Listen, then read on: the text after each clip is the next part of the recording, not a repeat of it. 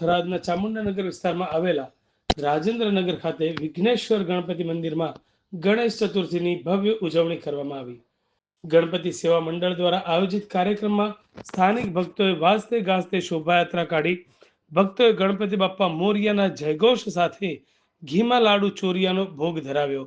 મંદિરમાં ગણપતિની મૂર્તિને ફૂલોના હાર, રંગોળી અને દીવડાઓના શણગારથી શણગારવામાં આવી.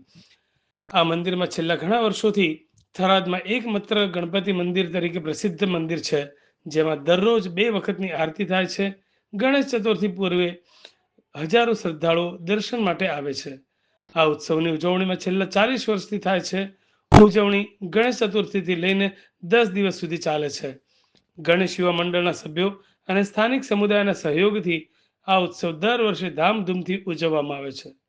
સવારથી જ ભક્તોની ભારે ભીડ જામી હતી અને ભક્તિપૂર્વક દર્શનનો લાભ લીધો હતો.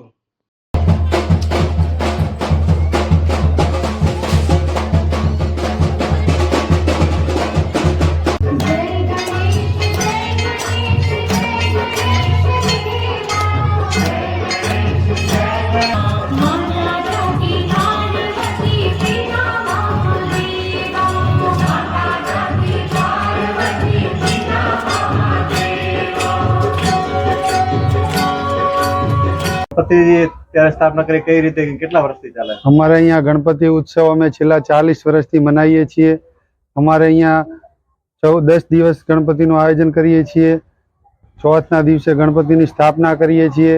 દરેક ગણપતિ યોગ મંડળના સભ્યો સાથ આપે છે, સહકાર આપે છે. આખી શેરીને સાથે લઈ અને ગણપતિ મહોત્સવ મનાવીએ. છેલ્લા 40 વર્ષથી થરાદ તાલુકાની અંદર માત્ર એક જ ગણપતિનું મંદિર આવેલું છે, એ પણ અહીંયા રાજેન્દ્રનગર સોસાયટી ગણપતિ મંદિર.